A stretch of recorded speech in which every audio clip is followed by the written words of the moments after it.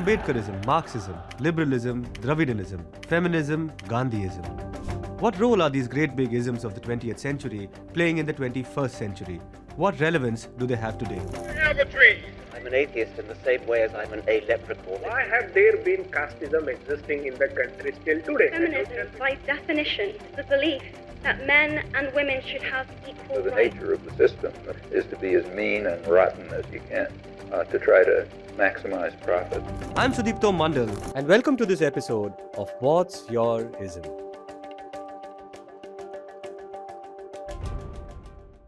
Hello and welcome to What's Your Ism? I'm Sudipto Mondal, and today's show is a little different. The format is a little different.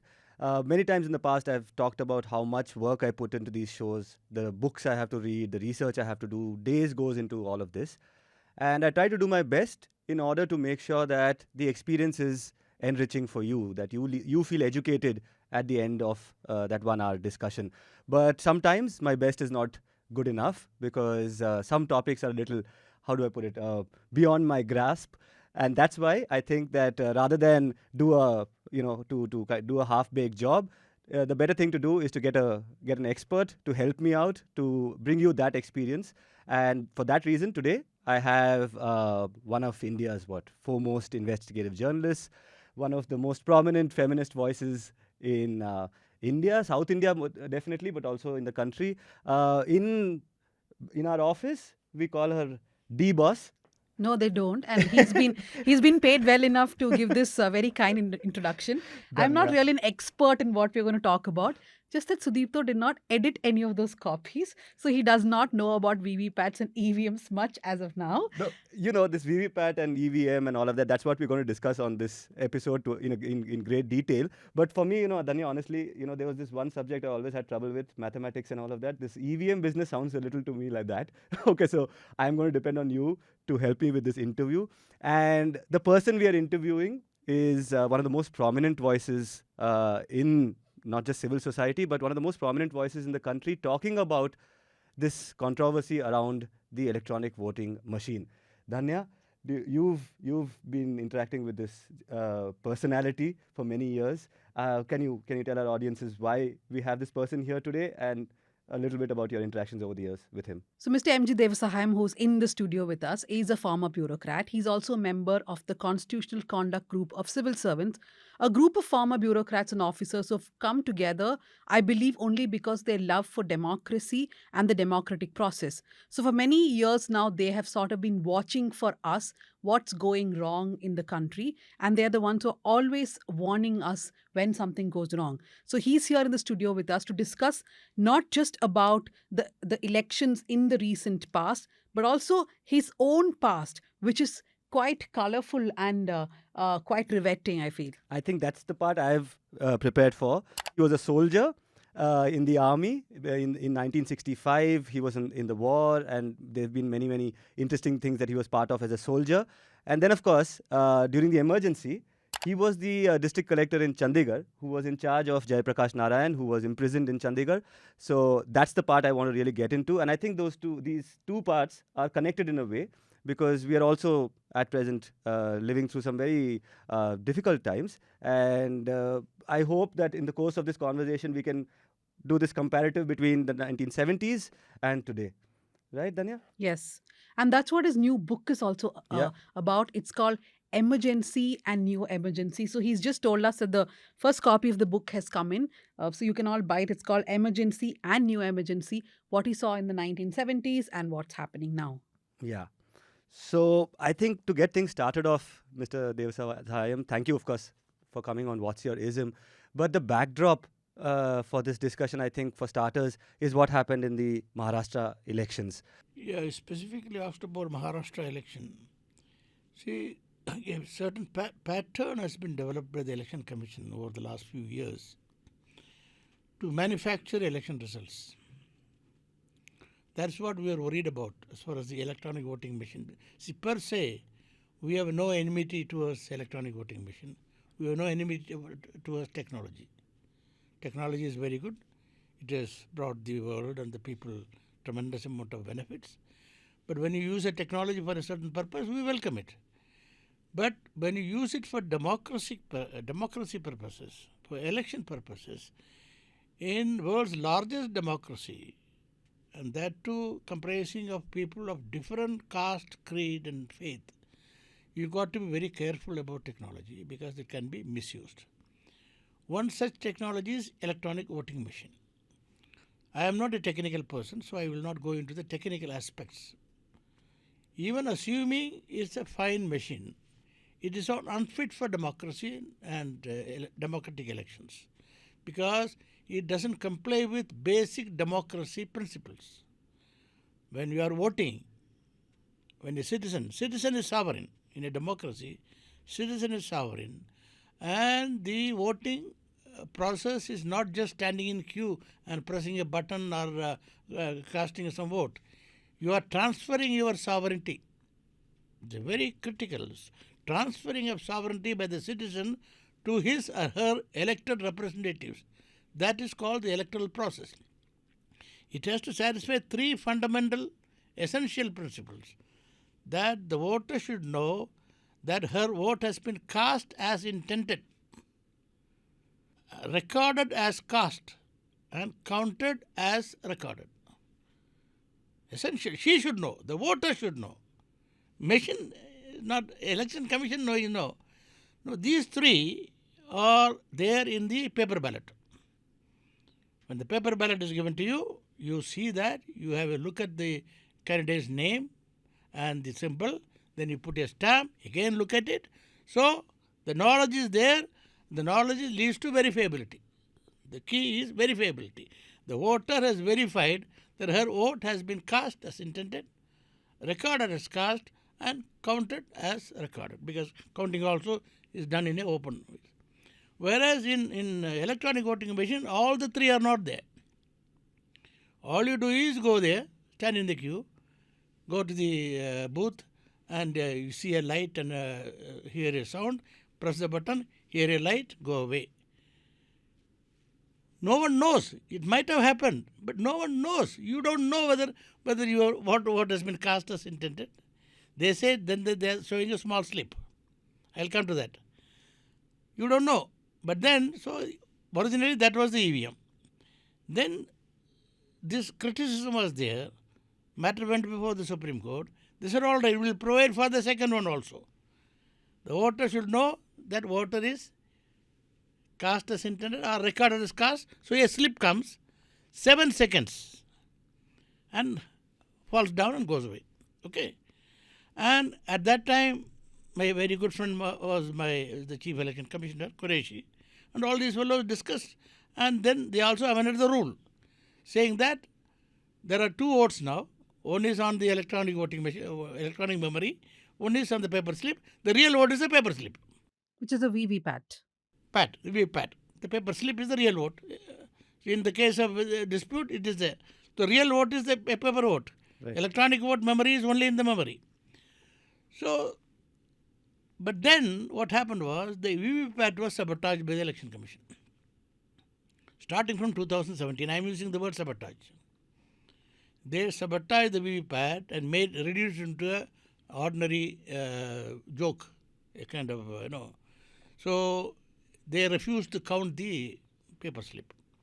Idea was to count the paper slip and cross-verify to a reasonable statistical kind of acceptable size, 30%, 40%, whatever it is. They refused to do that. That's where the whole thing started.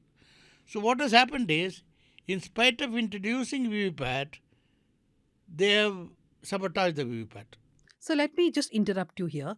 First, you said that look at the ballot, right? When we used to have a normal ballot voting.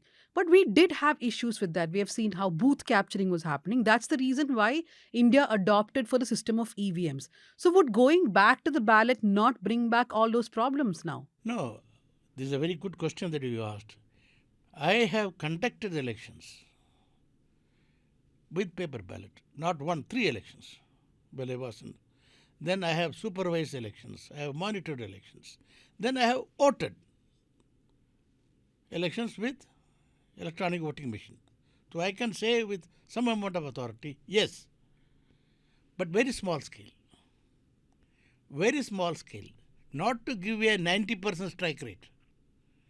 You may with difficulty be able to manage a couple of seats, not wholesale. And you can be caught. Those days, there could have been little delay because the transportation system, the communication systems were quite primitive. Now everything is highly advanced. And the booth, you have the CCTV. As returning officer sitting in his car, he can watch what is happening throughout his constituencies. Normally, they identify about 40 to 50% of the constituencies as sensitive constituencies, and CCTV is fixed. So, returning officer can see, the police people can see, everybody can see, and within a matter of minutes, they can reach and they can get hold of them. No. Secondly, during our time, the safety of the polling booth was in the hands of one constable and two home guards with lathis. Now, in sensitive constituencies, the central police force is there with orders to shoot. Orders to shoot. Who will take the risk of getting killed? So, now the era is totally different. So, the present era with highly advanced transportation and communication, the scope for paper ballot stuffing is very, very limited. Okay. Whereas EVM, you don't know who is doing it, for where it is being done, and it can be done in bulk, in huge quantity. Transparency, basically. Okay, so then that comes to my second question. I know that you all went to the Supreme Court asking for all VVPATs to be counted, right? Will most of this problem get solved if, along with the EVM, 100% of VVPAT is also counted? Absolutely solved. Absolutely solved. See, actually, this matter should not have gone to the Supreme Court at all. Everyone talks about Supreme Court. It is not the job of the Supreme Court to conduct free and fair election. It is the job of the Election Commission of India. That is why we, the people, have given the same status. Election Commission has got the same status as that of the Supreme Court. Same status, same salary, same status. So, all these should have been sorted out by the Election Commission itself, and they have the powers. They have not only constitutional powers, plenipotentiary powers, they have legal powers, they have statutory powers, but they will not do it. They are mixed up, they are hand in gloves. They are now become a party of the extension of the ruling party. The honesty and integrity is over. Remember what Session did. Session did not do anything extraordinary. Session, all he did was he enforced the law. He found this kind of tampering going on, this ballot stuffing. He countermanded the election. He countermanded it. He countermanded 2-3 assembly polls. He countermanded it. And that sent fear down the spine of everybody. So he became a hero. He did not do anything abnormal. But subsequent to that, these fellows have begun. The present election commission is completely and totally compromised. So do you think that is the reason why, instead of counting 100% VVPATs, we are still counting only 5% of VVPATs? That is not being counted. It's not 5%. 5 per assembly booth. 5 per assembly booth. 2%. 2%. And that too, it's a meaningless counting. It is done after everything is over. Results are announced, except signature. Results are announced, media has announced, people have celebrated, a drinking party has started, and after that they do go through this nonsense of 5 per assembly constituency. You see, that's a fraud. There is no verification at all. If at all, even doing that in the beginning, upfront, that was rejected. So, we have people like us have been very closely watching Election Commission. The behavior of Election Commission in the last few years has been very clearly to sabotage free and fair election, not to conduct free and fair election. Now coming to Maharashtra, you asked a specific question. The Maharashtra question. Yeah. Because of these things, now it has enabled bulk manipulation. Because there is no verifiability. So you can manipulate. So manipulation is possible now, bulk manipulation. That is what has happened in Maharashtra. I will tell you how. I don't want to go into, it happened in Lok Sabha election also, it happened in Haryana also, and I don't want to go into that since Maharashtra. How? See, Maharashtra and Jharkhand took place same day. Only Jharkhand had 2 phases. So there is a reporting system of when the polling takes place. 5 o'clock or 6 o'clock depending upon the time available. I was told in Maharashtra it was 6 o'clock. Poll closes. But those whomsoever standing in the queue can go and vote. So normally by 7, 8 o'clock the poll closes. So they gave first a number as of 5 o'clock or 6 o'clock, whatever it is. Actually, they're supposed to give a number, but they don't give a number, they give a percentage. Then at 11:30 in the night, they gave another percentage, which is supposed to be the provisional. Then they give a percentage next day evening, which is supposed to be final. As per, though it may not be written in the Constitution of India or the rule or law, Election Commission is duty bound to give the numbers. So many people have voted constituency-wise. They don't give. They give this percentage. Which would be the easiest? Sorry to interrupt you, but given this entire Number technology actually is the easiest because they get it only in numbers. So Maharashtra at 5 p.m. was 58.22%. Yes. At 11:30 p.m. was 65.2%. Yes. And by next day, the voting was revised to 66.05. This gap should not be there. So you're saying that 7 o'clock, this thing and 7.3%. all, 11 o'clock, there could be a small increase. There can't be a 6% increase. That's the point we are trying to make. I'm giving a comparative analysis. I'm coming to that. Sir, so the 6% increase means that is where the suspicion is coming from. You're saying that is the 6% Total. is the... Actually, the suspicion comes from the final. Just before counting, they gave another increase, you know. You told me just now. Yes. They gave 2 increases. So, overall 7.83%. 7.83% overall increase from the first number. And that turns out to a total of 76 lakh votes in Maharashtra. Now, coming to Jharkhand. Jharkhand was in 2 phases. The hike in Jharkhand was, in the first phase, was 1.45%. Second phase was 0.86%. Average about 1.3 something percent. Okay. That means, though it is slightly higher, well within the margin of error. Now, what you know the result what happened in Jharkhand? You know the result what happened. Now, you have a strike rate of 89%. A party in power, there must be some anti-incumbency, and you get a 89% strike rate. And the non-BJP parties of the alliance, they had 82% strike rate, and Congress party, a pathetic 16%. All because of this hike. How do you explain? See, citizens like us, we don't have the resources. We have some knowledge, okay? We are asking this question. Is not the Election Commission duty bound to reply to us? No, listen, this is what happened at 7 o'clock, this is what happened at 11 o'clock, this is what happened next day. No, they will not. See, there was a report in the Wire about some discrepancy, about 5 lakh or something. So immediately the chief electoral officer writes a reply. A postal ballot hai. Baba, we are not talking about that. Postal ballot is all right. Postal ballot is only 5 lakhs. Out of a total votes of 6 crores, not even 1%. Whereas the spike is 75 lakh votes. So I have two questions. So he immediately gave an explanation of 5 lakhs. But what about the 76 lakhs? So I have 2 questions to ask, sir.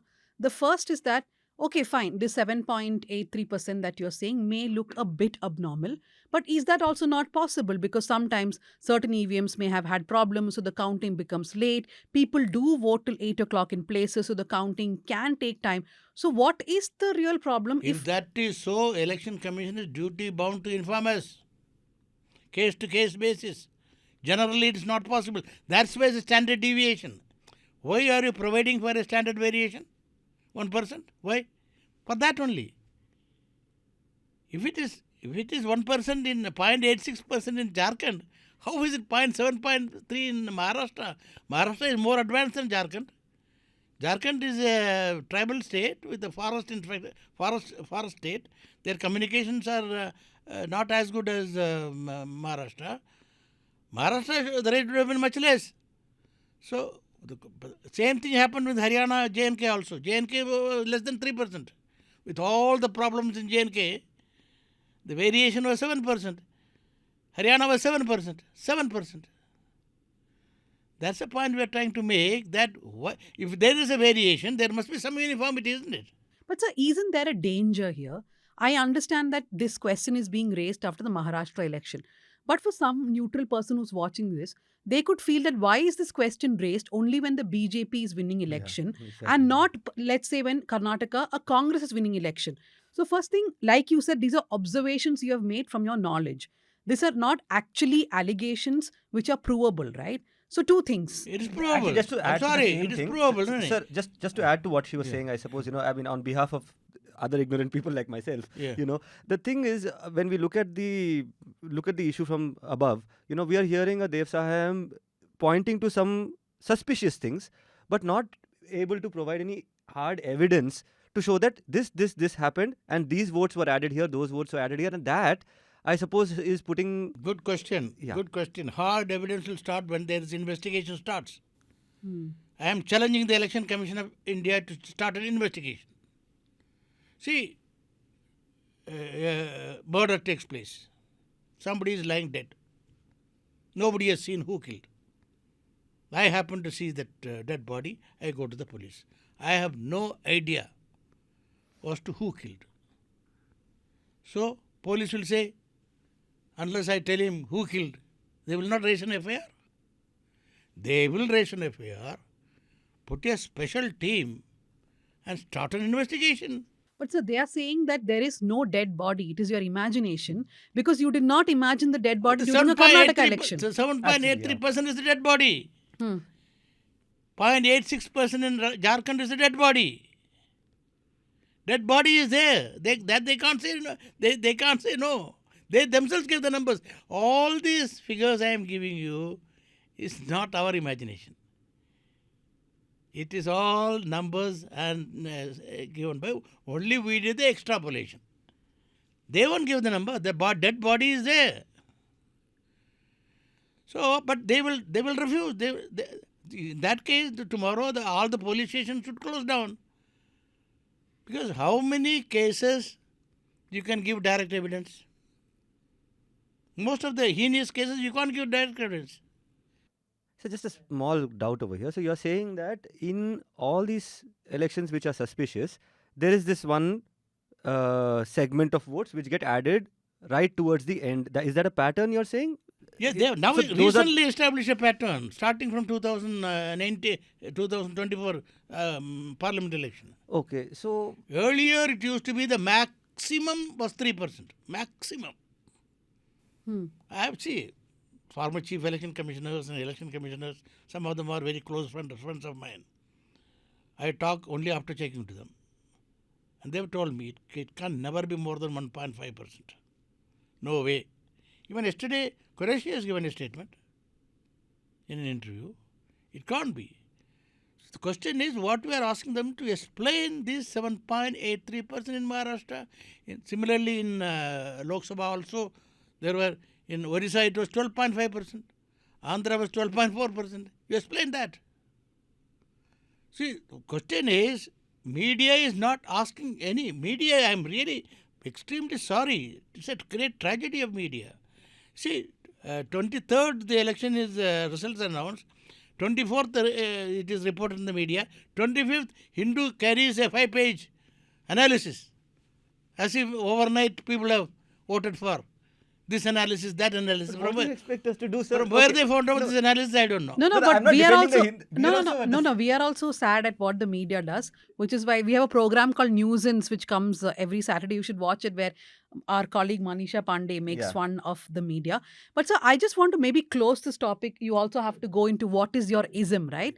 By asking that every time we are red flagging these issues, you have a group of former civil servants who have diligently red flagged these issues. You have not got any relief from the courts. The opposition is also sort of reticent to take these issues up in a big manner. So, what is the solution here? Where lies the solution? It's an excellent question. See, I don't mince many words. A mafia has developed. Clear mafia corporate backing and massive amount of money and power. Election Commission is the gang leader. But they are being totally protected by the ruling party and the government of the day. Even the Supreme Court is protecting them. Mainstream media is protecting them. They don't feel threatened at all. Nobody is asking this question. First time I find some people are asking this question, particularly after Parkala Prabhakar gave an interview to Karnataka yesterday. People have started asking this question. Before that, nobody has asked this question. The most basic of question, how did votes go up by about 8% post-polling, after the polling is over? This is one question if the media asks. We wanted opposition to ask this question. Even they were not asking. Even Congress party was not asking because they are being infiltrated with the people at the top. They will ask all kind of other nonsense, but they will not ask the core question. Actually, we were speaking to a few people in the opposition, and it came down to who should pick up this issue, literally, because they were like, we are getting a little, humiliated or embarrassed every time we bring up this issue, because one of the things I suppose that they can't fight in this perception battle is a simple rhetorical thing when people say, in that case, how did you win Karnataka? In that case, how did you win Jharkhand? This is a narrative. This is a narrative competition. That is a foolish narrative. That's why I'm saying if this question is asked, now. No, but that's not the question, sir. This time the Election Commission has overreached and they are caught with their pants down. Because we can make a comparative analysis of Jharkhand and Maharashtra, which took on the same day. Why in Jharkhand less than 1%? Why? Why in Maharashtra 7.8? Can anybody answer this question? You just answer this question. Same electorate. In fact, Jharkhand is more backward with lot of other problems. Why? That question can't it be asked? Okay, what happened? But who will ask that question? That's my simple thing. Because the political parties are not capable of asking, ask them to get lost. No, what are they there for? Okay, so I think we will wrap this conversation, sir. But before we move on to what is your ism, I just want to say, Sudipto, you didn't actually need me here. Why? Because I forgot about the fact that it's 5 VVPATs. I said 5%. So he actually remembered and not me. And to everybody watching, Sudipto actually puts in a lot of effort into what's your ism. That's also his excuse not to do many other things in the newsroom. So do become a subscriber of the newsroom. There's also a fund for Sudipto's show. All the links are below in your comments. Remember, we are an ad-free platform. The reason why we can have Mr. Devasahayam here and ask these questions is also because we are not bound to anyone else telling us, hello, don't have these uncomfortable conversations. So rest of what's your ism. Thanks, Dhanya. That's very sweet of you. But, when we say subscriptions, it is not subscribe that, on that YouTube we have that subscribe button. That's not what we are talking about. There is this joint subscription offer that we have where you get to read well-researched, highly detailed articles as well as discussions on both the platforms, News Laundry and the News Minute. So that is the subscription we are asking you to support us with. Now, for the second part also, I need you, Dhanya. Okay, and this is the section where we are going to try and compare our present times with the times that Mr. Devasahayam has also been through. We forget we're in the middle of all of this, because he's this, in a sense, a spearhead of a large formation of retired former bureaucrats. But there was a time when he was a young IAS officer, a collector in Chandigarh, Dhanya. Okay, and not many people know this. He was the person in charge of Jayaprakash Narayan when he was incarcerated. He was in a hospital in Chandigarh, and Mr. Devasahayam was in charge of making sure that he was, safe. And that's the section I want to talk about. And also that he was a soldier. In 1965, he was in the war and all of that. So can we go back into those times? The value of doing that is because if you know your history, you'll know where you're coming from and all of that. But I think it offers us an interesting backdrop to understand today's times. So I do want to come into JP in jail. That's a book that you have written. I highly recommend that book. It's such a, it's a no frills book. It is something that every journalist will definitely love, because there is just fact. What happened on this day? What happened on that day? How did JP fall ill? How was he sabotaged? It's a very, very fascinating read. Before I get into that, tell us about this 1965 thing. Tell us about yourself. What led you into the army? That's interesting. When the India-China war took place, late 62. 1962, I was a tutor in economics. I was in the faculty of Loyola College, Madras. And soon thereafter, war was over quickly, and India, put up a bad show. And they were trying to reform the army and restructure the army, strengthen the army. They were looking for officers. And that time, General Kumaramangalam, P.P. Kumaramangalam, he was the Vice Chief of Army Staff. Then he became Chief of the Army Staff. He is from Tamil Nadu. He felt that South Indians are not coming into the army. The quality of leadership is not up to the mark. So he sent a special team to the various colleges to speak to young people, to persuade them. One such team landed up in Loyola College, because Loyola is the most prestigious college at that time. Even now it is. Where you were teaching what? Economics. I studied in Loyola and I joined the faculty. I was teaching economics. So they gave us a pep talk. There was a big meeting of young people, students and faculty. So I was impressed. So I went, told the colonel who came that, can we also? I said, why not? So we used to have all the certificates ready with us. So I found up everything and gave it to him, and I forgot about it. Normally there is a process. You have to go through. But this time they did not follow any process. Directly I was called for interview in Bangalore in 1963. First time I visited Bangalore actually. Where was it? Services Selection Board. Service Selection Board, right. Services Selection Board. And I went through that, selected. Out of about 35, 40 people, they selected only 3. I was one among them. Then I joined the infantry, though I was offered education corps, because I was a master's degree and I was teaching. Right. So they said, "You go. Why don't you go and join?" I said, I have not come here to teach. I have to become a soldier. So give me infantry. So they gave me the infantry, 17 Madras Regiment. Madras Regiment. Sappers, basically. No, Madras infantry. Sappers is engineers. Right. Okay. Madras infantry, the core infantry, the real fighters. Okay. Those who fight war, it's the infantry. All the others are supporting. Okay. So I was in the 17 Madras. So straight away, normally when you get into the Madras Regiment, you go to the Madras Regimental Center in Wellington, Ooty, and have a virtual holiday for about a year. Yeah. But we were sent straight away to the field. My battalion was in NEFA. That time they used to call it NEFA, Northeastern Frontier Agency. Now it's called Arunachal Pradesh. I went and joined there, and straight away we got into the action mode. We were... You didn't have any training? No, training, I thought. 1 year, 9-year training, OTS Pune. Achha. I thought I'd taken... The normal 1.5 years was reduced to 9 months training. That was in OTS Officers Training School, Pune. Right. So from Pune, straight away I went to the field in Nepal.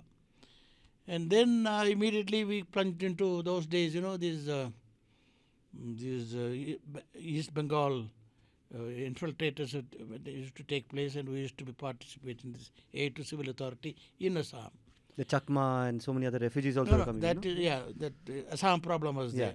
So we used to take care of that to some extent. Then for some time, then we went to a peace station, came to Coimbatore, that Madukare near Coimbatore. And their time, the 1965, the anti-India agitation broke out. And our battalion was commanded in the midnight.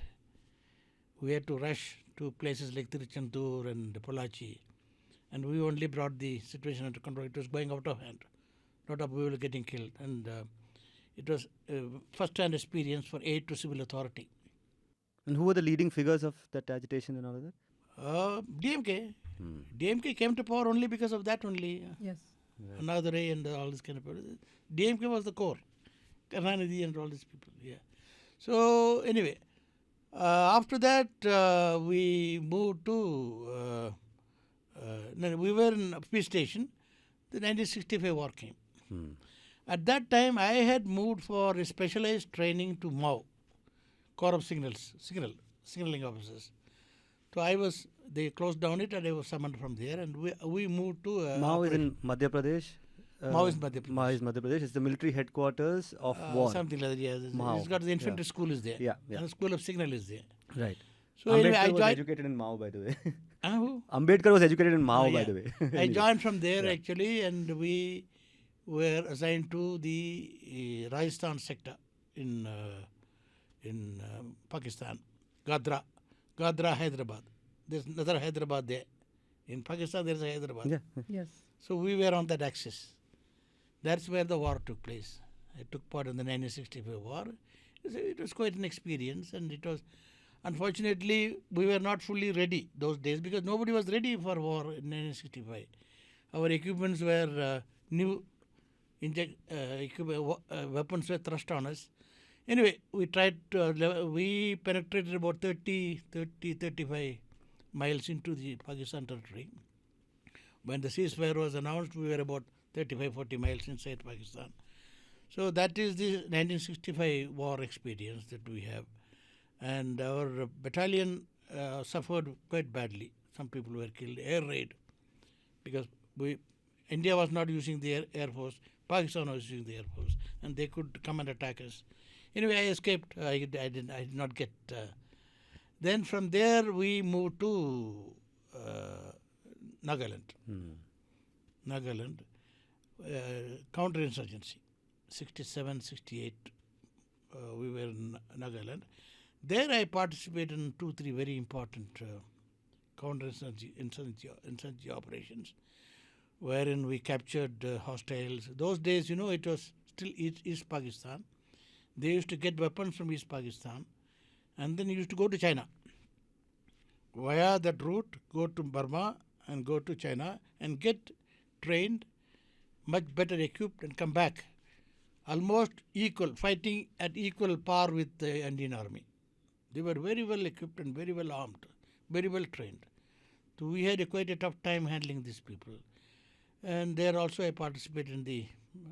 And in fact, in 1968, after I gave the IAS, when I was in Jamnagar, we were in Jamnagar. After the war, we went to Jamnagar.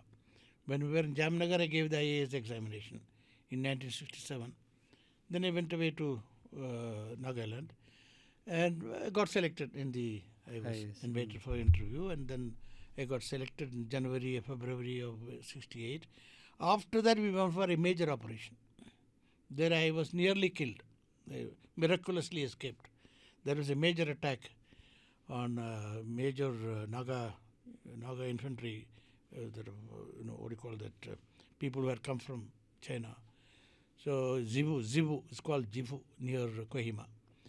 So I was quite badly injured. I was actually when my IAS joining order came, I was in the hospital, Kohima military hospital. Then I got discharged and went and joined the IAS. So within a period of about 4.5 years, I had gone through all the 3 experiences which normally an infantry officer may not go through even after 30-35 years. Aid to civil authority and that too active. Like which is the Tamil Nadu anti-Hindi agitation. Anti-Hindi agitation, war and counter-insurgency. So I don't think there's any other operation which an infantry officer does. So that way I have that experience. I have 2 questions. And also in one of these operations, I was recommended for the Ashok Chakra in Nagaland. That was with about 40 men. I attacked a column which was going to China, about 80 men with fully equipped. It was a 3-pronged attack and surprised them and captured 12 of them with arms, equipment, and came back. And I was for some time I was a mini hero in the battalion, and they recommended me for Ashok Chakra, but because of some prejudice. But soon thereafter I joined the IAS. So What prejudice? our divisional commander had a grievance against the battalion. He had some problems. Army also there is a lot of politics, So he is a Punjabi chap. He had he had prejudice. I didn't want to go into that. There was a racial prejudice. Actually, that was going to be my question to you related to the army. Two questions I wanted to ask, okay, which is one, because you've had this experience in 65, and it's a very interesting thing, right, how they get recruited. I mean, my father also wanted to join the army, and he couldn't because of the very stringent selection procedures and things like that. But, you talk about this one kind of very interesting kind of entry and all of that. But my question to you really is, the army then and the army now, and, we have seen the politicization of the military to a great extent. You've spoken about it yourself and things like that. I wanted to reflect upon that. And in the context of Nagaland, actually, because now it is an issue that I'm also trying to research. Manipur.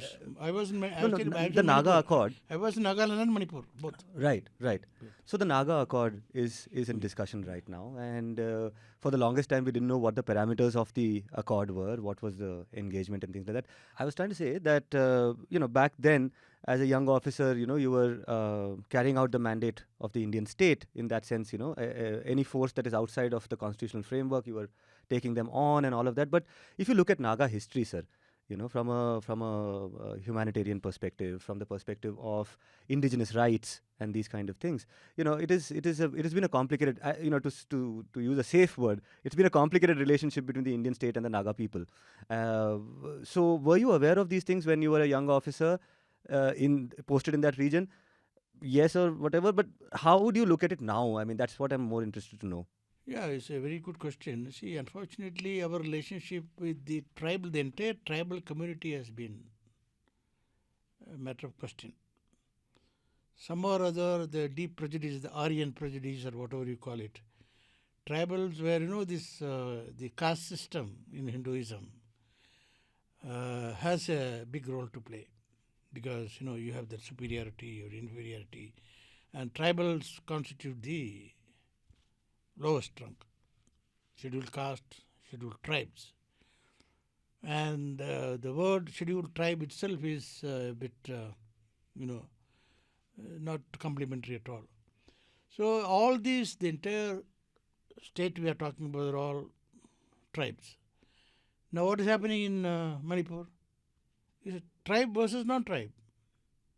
Kukis are tribes, Meithis are non-tribes. They wanted to become tribal because to enjoy certain privileges. Nagas are tribes. The whole lot is tribes. So some or other, the relationship between the tribal communities all over the country is not been satisfactory at all from the governance point of view. But we have tribals living in the heart of the country, like Chhattisgarh, Central India, Madhya Pradesh, Jharkhand. Dandakaranya. Dandakaranya forest, the forest. There our relationship is slightly different because they are in. These fellows are on the periphery, the seven sisters. So they have always been dealt with in a different manner, as if they're inferior, untouchable. So they have to be given is to throw some crumbs. So what happened was, but basically the urge of these tribals never felt belong to India. They had their own fierce independence. Tribals are, they have their fierce kind of system, independence. And highly democratic, mind you. These tribals are highly democratic. So, but then India tried to suppress them. And I went to Nagaland at a time when the issue had been handed over to the army. It was earlier dealt with by the police. it became a serious matter, and matter had been handed over to the army. And those days, the army was highly professional and highly independent, and there was no AFSPA. Armed Forces Special Act was not there. We did, to the extent possible. Sir, Disturbed Areas Act was there? During our time, it was not there. It's not there, okay. It all came later. Okay. And in any case, the area where I served, it was not there. The Ukrul district and Peg district.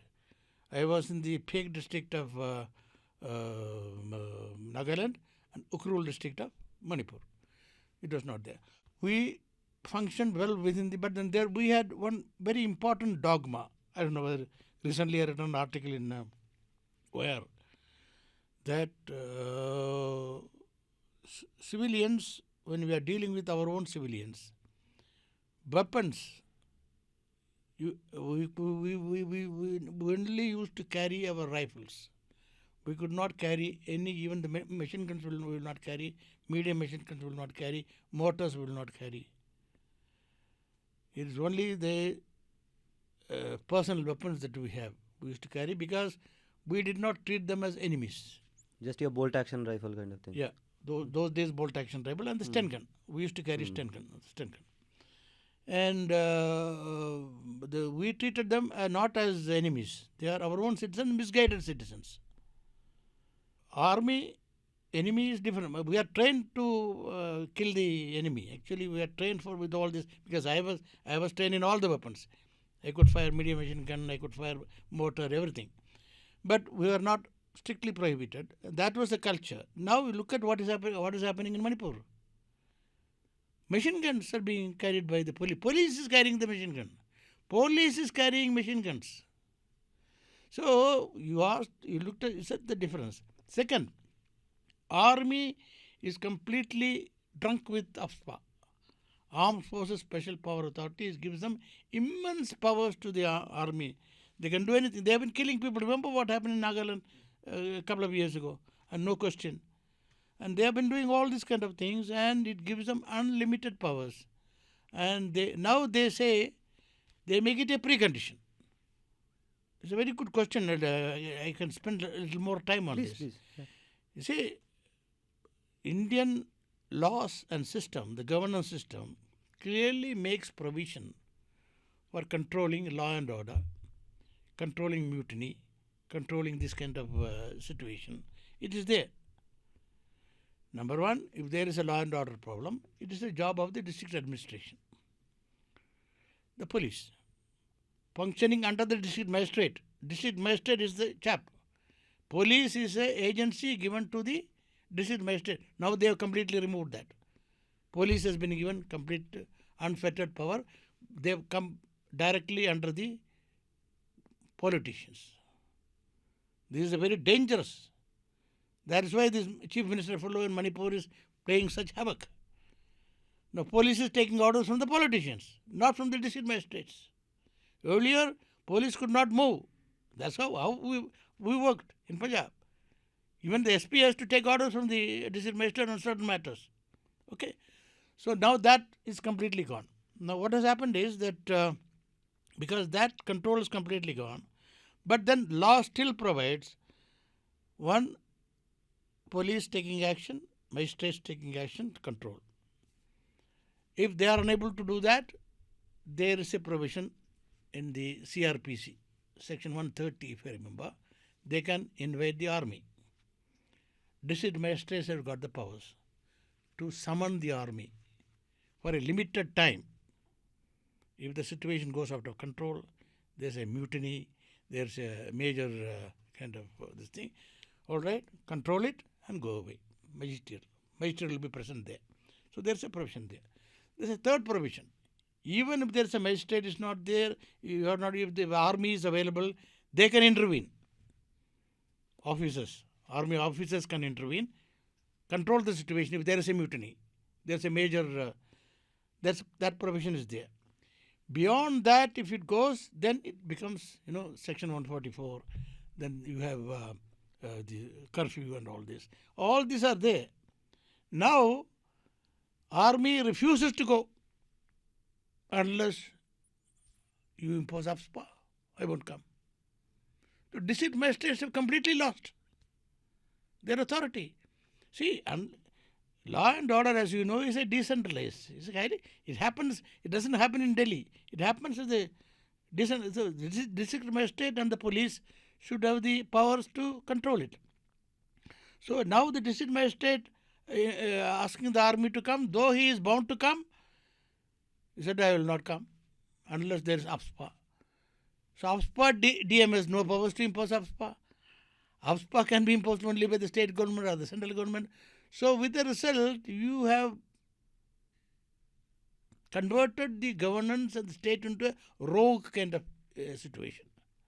So now what happens in Manipur, I think there are more army and police forces than the population. You make an analysis.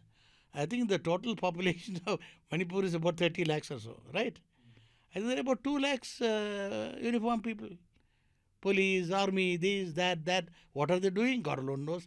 And all kind of weapons. They purchase medium machine guns. So the point that the question that you asked, there's a lot of difference between how it was handled at that time.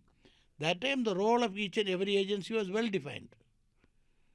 What the police will do, what the magistrates will do, what the army will do, and what is their limitations. Now there appears to be absolutely no holds barred. That's the difference. No, thanks for that detailed analysis, and I think it's very, very important, because and that's, I suppose, the reason, Dhanya, we should have. I also find it refreshing that we have a former army officer Yeah. who criticizes the army, because half the time we only see officers who are just not willing to say anything critical of the armed forces. So I just find it refreshing. That's why I was listening to what you had to say. So now we'll move on to the Actually, Chandigarh parts. I mean, we've discussed this in other episodes. I was hoping that at some point he will also talk about. See, he was talking about how the army is deployed by the political establishment. I was hoping that you would talk about the politicization of the army itself. So many people. Actually, another point, they use the word deploy. When the army moves in, their deployment should not be more than a week or two. You can't be there permanently in aid of civil authority. No, that's not the job.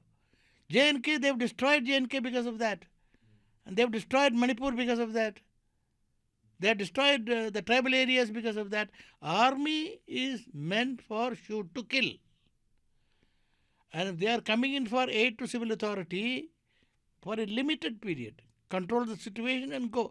And that too, the commandeering should be done at the local level. Satisfaction of the district magistrate. Not a scoundrel sitting as chief minister with political interest. Lot of words to describe Biren Singh. The other day I saw an interview in which a BJP MLA is calling him a madman and a narcissist. Now you added to the vocabulary saying scoundrel. I mean, how can he control? Now he wants to. That's not. They are partisan. See, what is our democratic system? First past the post. If you get a 25% vote, you are in power. So 75%, where do they go? You represent the partisan interest of, unless you are a man of immense character, like those days we had people, Jayaprakash Narayan and others. But these kind of fellows are lumpens, most of them are. And they are only interested in their partisan interest. So how can you give all the powers to them? That is why our laws were very clear. The power for commandeering is that of the district magistrate. Who will do it? District magistrate is not even supposed to talk to the Home Secretary, no, Chief Secretary. Imposition of 144 is an exclusive prerogative of the district magistrate. Even Chief Secretary cannot direct him. There's a reason for that. Before Sudipto moves into the question about JP, which I guess he's dying to ask, you said that you were part of the army when the anti-Hindi agitation was happening in Tamil Nadu, and your battalion was moved in to control the agitation. Now, the Hindi imposition is something that we are still talking about, right? So how do you look at the Dravidian movement? And the whole focus now is just not on Hindi, but it's also Hindi, Hindutva, and how everybody's... and how there is a sort of assertion that everybody has to be Hindi, Hindutva. See, actually, the politics of those days, the politics of these days, I think there is ocean of difference. Those days, it was clear, black or white. very clear as to what color you are. So, as far as the Tamil is concerned, as a Tamilian myself, I studied Hindi in school. Because when I did school, it was part of Travancore state. And after that it continued. It's not that it didn't continue. So there was no hatred as far as Hindi was concerned. And studying Hindi is not an issue at all. It's not a very difficult language. But the imposition, the problem started with the imposition. When they started talking in the parliament, somebody mentioned if there is required, we will send the army to impose Hindi. That only started the backfire, and this DMK party, which was just trying to find the roots, they got a major issue, extremely sensitive, sentimental issue, and they took full advantage of it. Secondly, they were facilitated till the time Kamaraj was the chief minister. He could handle it. Though he did not have formal education, he had an uncanny way of handling things. But then he handed over charge to Bhaktavasalam. Bhaktavasalam became chief minister, and his dealings were not as mature as should be. So it became an issue, and it flared up. It was happening in small places, and the major thing happened was incident was in Trichandur. We were in this place called Madukare. In fact, I was captaining the football team, the battalion football team captain. We had gone to play a friendly match with the Air Force Station. Coimbatore has got a big Air Force Station. We completed our match and we were coming back, and the city was burning. Coimbatore was burning. So police had to find a way to take us to Madukare. And there everyone was standing by, and we were asked to move. And we moved to Trichandur. My company was asked to move to Trichandur. Trichandur, the most horrid incident had happened. They had burnt a jeep with policemen alive, and 5 policemen had died. And in the counter attack by the police, they killed about 30 people. They were lying in the mortuary in Trichandur. And Trichandur sub-collector's office, where the district collector, the DAG, they were all encircled by a crowd of about 10,000 people. They said, we are going to burn the entire this thing, and tomorrow morning we'll come and burn you all. And but we landed up there about 3 o'clock in the morning. These fellows would have come at 5 o'clock and burnt. But anyway, we controlled the situation. I don't want to go into detail. We controlled the situation, and the DAG, Tracy, then he went away, they all went away, and then we could control it. We stayed for about maximum 10-15 days we were there. But the actual tragedy took place in Pollachi. Next day morning, another company was in reserve in Madukare, headed by Captain Satpal, who unfortunately died in the 65 war. He was rushed to Pollachi. Pollachi, as the army column went in, the riot was going on. Normally, when the people see the army, they withhold, they don't attack. This time they attacked the army. These fellows opened fire, killed quite a few people on the spot, and they were carrying a machine gun also, because they moved in a hurry, and the news came that army machine guns. There's a big banner headline next day: Army machine guns protesters. That became a big issue. Our commanding officer was about to be sacked. Eventually, he had to give a proper explanation. So anyway, a situation was created, but that brought the whole thing under control. But a political thing has taken place, and the DMK then built on that. And you know what happened in 67, 68 election? They captured power, and after that, Congress could not come back at all. Congress has been completely virtually.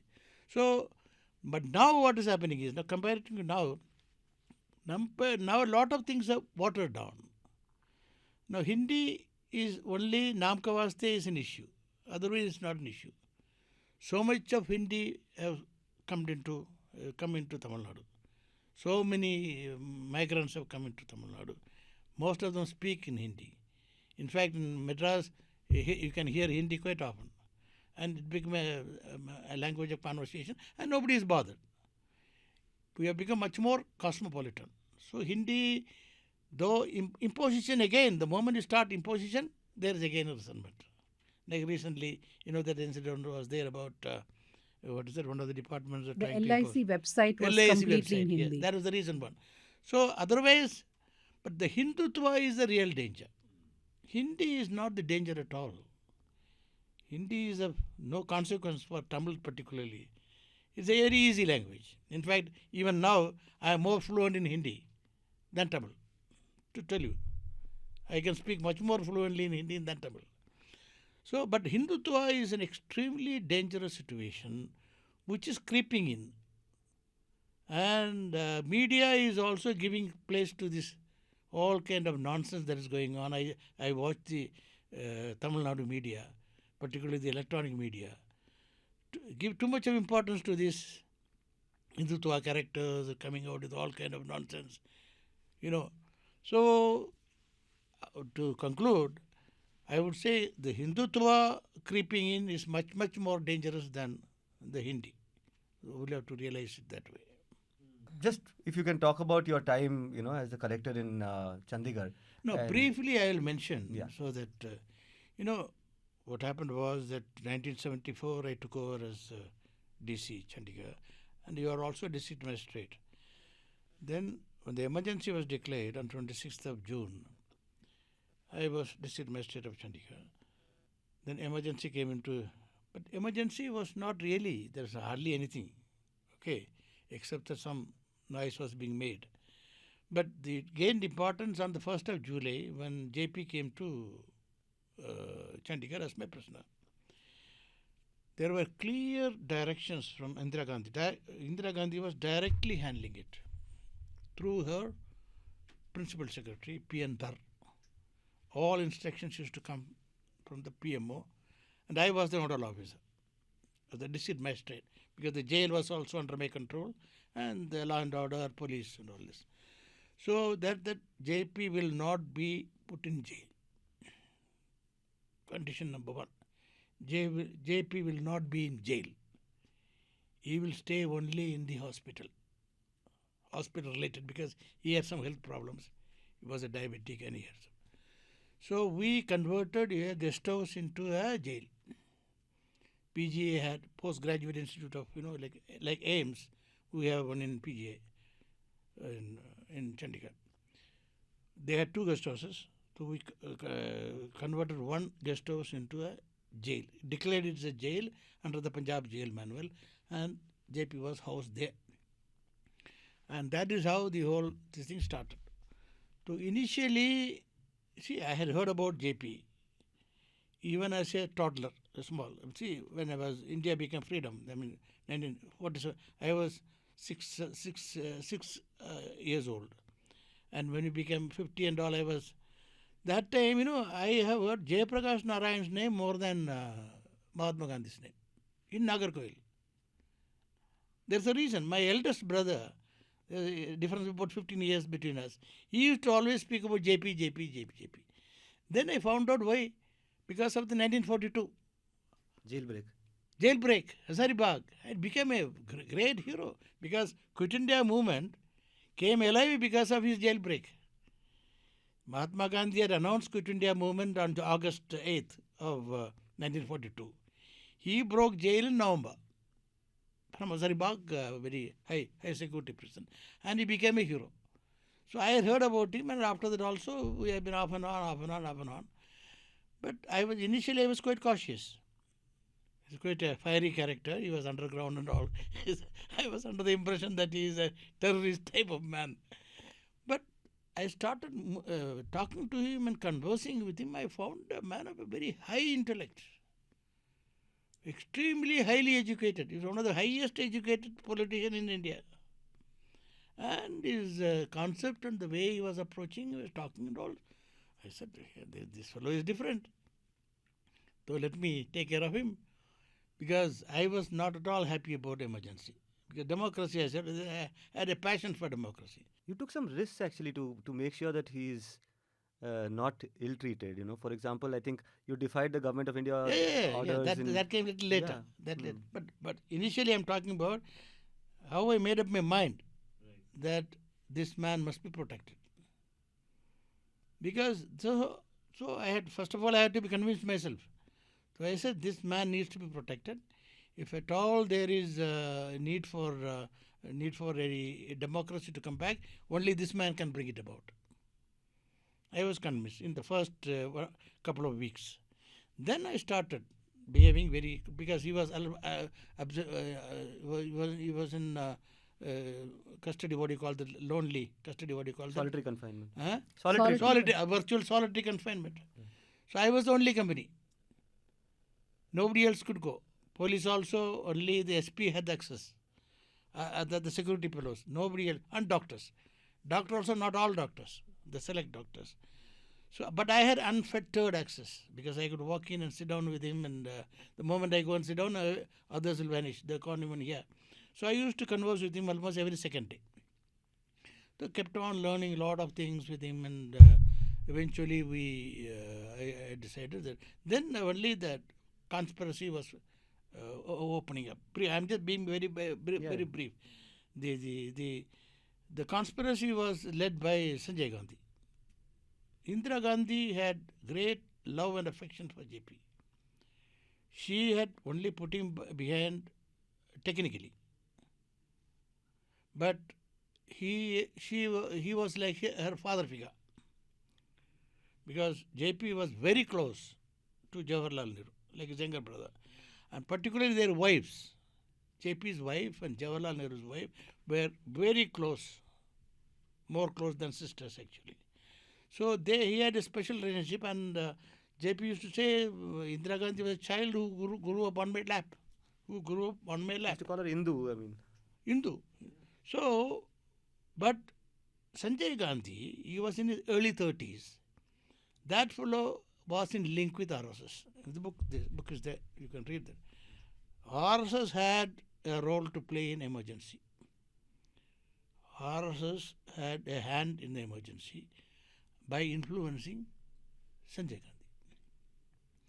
And they put in the Sanjay Gandhi's mind that you can become Prime Minister without election, using the emergency. which was the hope of the KGB also, which was the hope of a lot of other people who were invested in the emergency at that time. In early 30s, he thought that he should be. So, when the emergency was declared, he had a hand, but various, that is explained very in detail in one or two chapters, why the emergency came about. Emergency was declared, and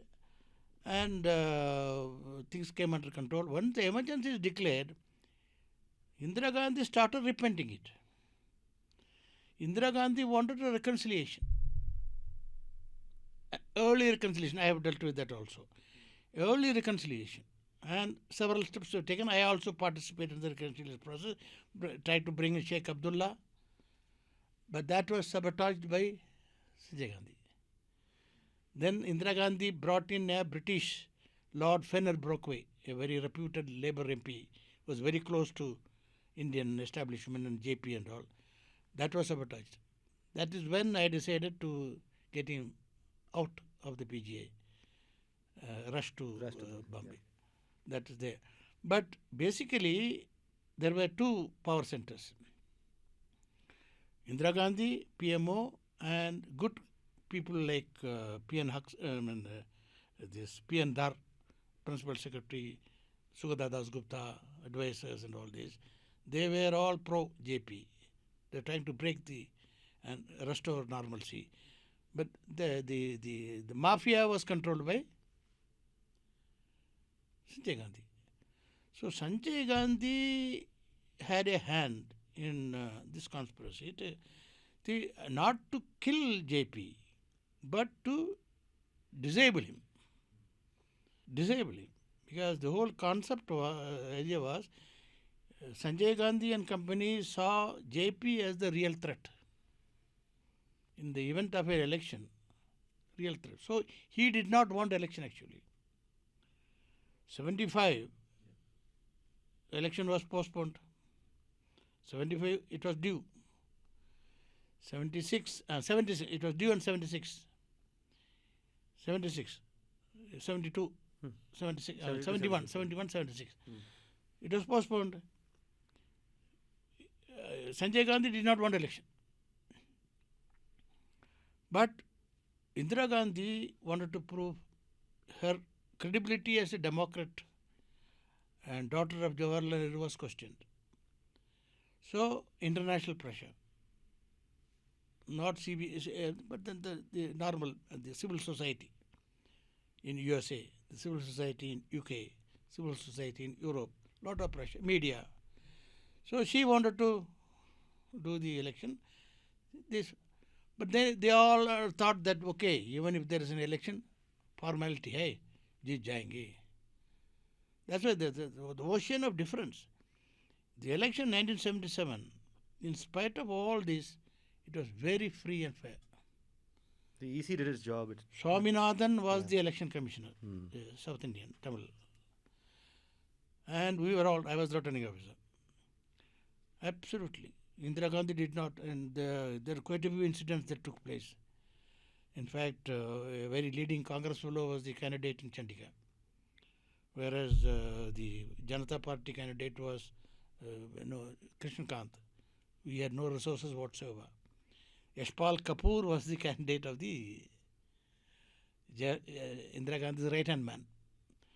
Chandigarh was considered as a safe constituency because comparatively smaller. He thought that he will just... Anyway, so the point I am trying to make is there was a vested interest. And also, behind the back, two forces were functioning. One is RSS, one is Russia. And the CIA also. The CIA... They wanted to capture India. They wanted to capture India. And Indira Gandhi was used as a tool. Then take care of Indira Gandhi, bring Sanjay Gandhi and take over the country. That was the game. And they found that JP is the only obstacle. So JP had to be eliminated. So there was gross negligence. At this age, he was 73, 74, advanced case of diabetics, kidney problem started. And the kidney problem was not, though diagnosed, was not treated properly. That's what I am saying in one of the chapters. That it was not, the kidney specialist, the nephrologist was not brought into the picture. There was a nephrologist, Chug, a good nephrologist. I asked him, sir, I don't know anything about it. You only came to the final moment. So there are a lot of complicated kind of linkages are there.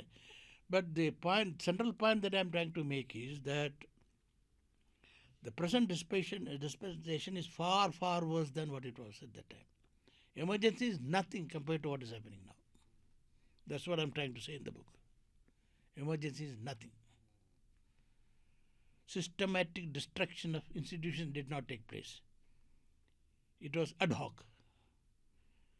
An emergency was declared under the Constitution, signed order by the President of India, and of course some institutions and some people did bend backwards. Yes, I am not saying, but they were not permanently killed like the Election Commission of India, like what Election Commission is doing now, what CAG is doing now, what CBA, what are they doing? Are they institutions now? Can you go to them? SEBI, Adani case. I mean, can you go to them? Any of these institutions? When the institutions are destroyed, what democracy are you talking about? What constitution are you talking about? That's the point I was trying to make. So there is a major difference between, and unfortunately, coming to media. that time also the first target was media. When the emergency was imposed on the night of 25th, 26th, the first target was media. And they imposed censorship. And to prevent newspapers from coming out, they shut down the electricity in that road. What is that road? Where Mount all Road. the... In Chennai? In Delhi. In Delhi, acha. You are in Chennai. No, we are not aware of Delhi roads, sir. No, we're not. Delhi, where all the newspapers are there, no? Wherever it is. Our entire career has been spent in the south. There I'm is one sorry. road. There is one road where all newspapers are there, except Hindustan Times, Okay. who are Which is the only road I know because I except work in statesmen, HT. except statesmen who is in Kolkata. in Connaught Place. All the others are in one road. I forget the name of the road. Old Delhi. Every newspaper is there. So they cut off the electricity. Switch off kar diya. So the one in the Connaught Place escaped. So Which is HT. yeah, they did not realize it. Yeah. And in Hindu, in Chandigarh, my own experience is very interesting. Night it was about midnight, emergency was declared, and I was fast asleep. Everybody was asleep because there was hardly anything there. Gyani Jail Singh was the chief minister of Punjab. Chaudhry Bansi Lal was chief minister of Haryana. Gyani Jail Singh called, my boss was, I had a chief commissioner called NP Mathur. I was deputy district commissioner, he was chief commissioner. So he called him and said, listen, emergency has been declared, and the Tribune was creating a lot of problems for them. Tribune is like Hindu, used to be. Like Hindu in Chennai, Tribune is the household paper in that part of the country. So there was a Malayali gentleman, was the Madhavan Nair, was the editor. Quite a mischievous character. Though, of course, a bit invalid. He is not. He was very hated by the emergency regime. From what I hear. No, even before that, he used to create. He used to be critical of These these Malayali people. editors. They wanted to take revenge. Right. Are the So- best. They want to take revenge. So he calls NP Mathur, please send a party to raid Tribune, arrest the editor and seal the emergency. Ho gaya. NP Mathur was trying to figure out, he was scared of talking to me because I knew I will shout at him because I will not listen. So he told the SP, Sipunda Police, Banot, thinking that he will do something. He is also the same kind of character. He said, unless district magistrate gives me a written order, I will not do anything. So he went and put 2-3 policemen there and nothing happened. Next day, big banner headline. Tribune came and there was a lot of pressure on us. The Tribune has to be arrested, raided, sealed, and we refused. We refused. No, we have no cause of action against Tribune. We will not take any action. We did not take any action. Only that censorship was imposed. One of the officers were appointed as censor, and he started censoring. So, point I'm making about this thing is that as soon as the emergency was not even lifted, election was announced in 77. The entire media came alive. Went for the, what do you call that, this thing that Indira Gandhi was, left, right and center. They ripped her into pieces. And that is how within a month or so, the Janata Party, without any kind of base, they won. Compared to that, ये election हो रहा है यहाँ पे. You call this election? 2019 itself was a rotten election. I am telling you. 2024 is even worse. There's a full chapter on that in 2024 election. Full chapter. You call this election? So, in spite of all that, those days there were some values, some norms. Now, election is finished. Election Commission is finished. CAG is finished. All institutions are finished. What democracy are you talking about? Whose democracy? So, the situation is really bad, and unless some concerted action is taken, I think we are heading for very bad days. I think I want to just end with a question which I've always had for you personally, sir. This group that you have, the former officers, many of you are if you senior citizens, but you are spending every day on this, right? Sometimes I wonder that you all are putting more energy than a lot of young people in India would. How do you envisage that young Indians should take forward any struggle for a democratic, for a It's democratic an country? excellent question. See, that's what people like us are extremely worried about. That is where these fascists have succeeded. They have shut out the youth. They have shut out the youth. They have virtually closed all educational institutions, colleges, universities. Youth is not open to any new ideas except what they see in their so-called social media. Social media is also, the kind of, Instagram kind of thing. So, first thing they did was they hijacked the education system, and most of the education-related activities they have put hardcore RSS people. And non-RSS institutions, they put fear. They put fear. I have personal experience. Before 2014, Dhanya, you were in Chennai. Remember that Forum for Electoral Integrity, which I had initiated along with some of my colleagues Yes, yes. in 2011 and all. Yes. And we used to, and the colleges used to invite us openly. All colleges. I have been to most of the colleges in Tamil Nadu in 2010, 2011. Loyola, 2-3 functions everywhere. After that, a substantial, now they have completely closed their doors. The Christian institutions have completely closed their doors. I have bad experiences in this university here, the St. Joseph University. These fellows wanted to invite me, and next day program was cancelled. APU, they wanted to do something with us, it was cancelled. Ashoka University. See, universities and colleges have been closed, shut down. Where will you get the fresh opinion? JNU ko halat, you know what is happening. JNU used to be the nerve center. So they have completely sabotaged the education system. Youth has been now, the problem is, what do the youth have? What is their source? This WhatsApp and Instagram. That is now not the way revolution. There is a need for revolution now. But the revolution is not possible unless youth is informed. See, what happened was, when the CAA agitation came, briefly there was a flavor of a revolution. After that, what happened? Completely finished off. So, people like us coming to the Constitutional Conduct Group, we are all senior citizens. Some of them are super senior citizens. I am super senior citizen. But since we had certain commitment to the constitution values we are trying to do, but we have limited scope. We can only inform the people. And that too, the media is not covering it. Mainstream media just doesn't cover important issues. We apply our mind, discuss, debate for weeks before we write a letter, because some fellows in this group are very, very fussy.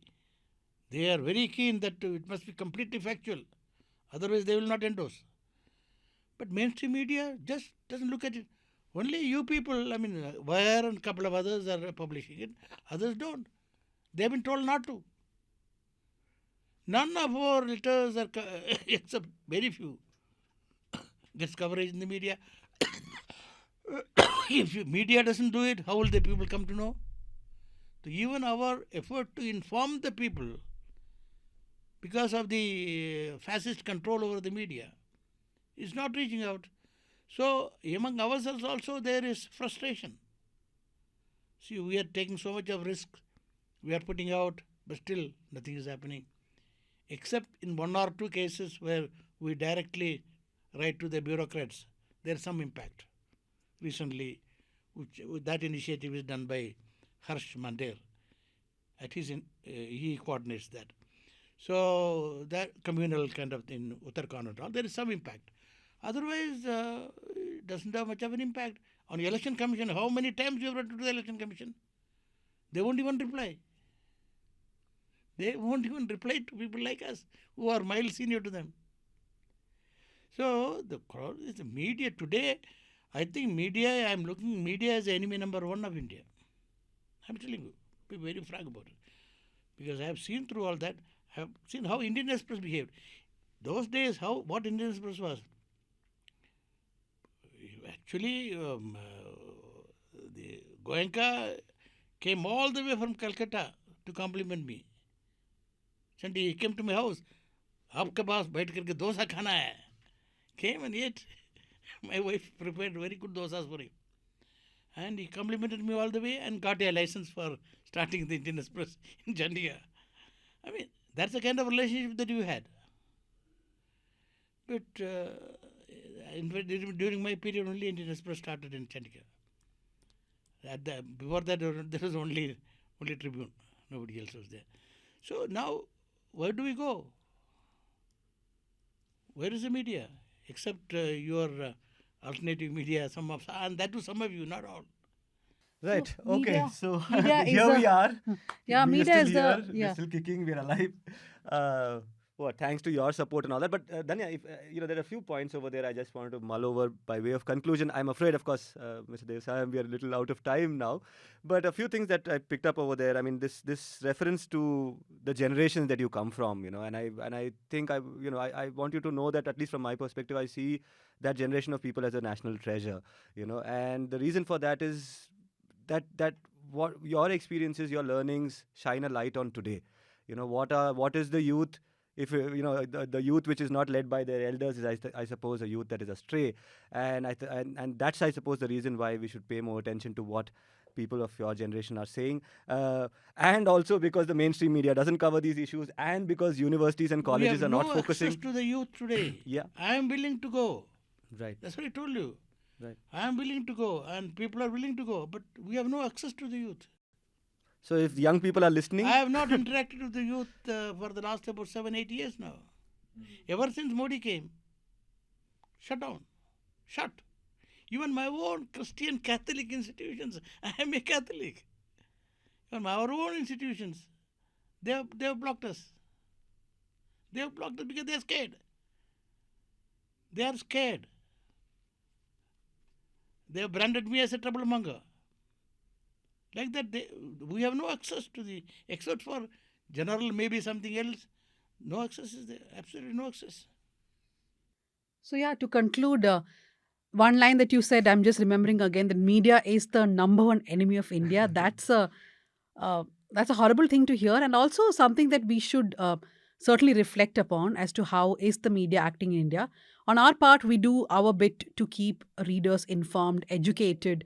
Maybe that's not a lot, but that's an effort. I don't know if you should look into politics a lot, but definitely when you at least pass out of college, even if the college is blocking you out of learning and listening, make an effort, read up more, and try to understand what's happening around you. And like Mr. Devasahayam has been said, let's not keep people like him worried. I don't know if we are in the bracket of youth, but real young people should read up, understand. And thank you very much, Mr. Devasahayam. And thank you, Sudipto, for you, Dhanya. inviting me to on What's Your Ism. Yeah. So keep listening to the podcast. What's Your Ism is on Apple, on Acast, Spotify, and of course, you can watch the video on YouTube. Reminding you again, we are an ad-free platform completely dependent on your subscriptions.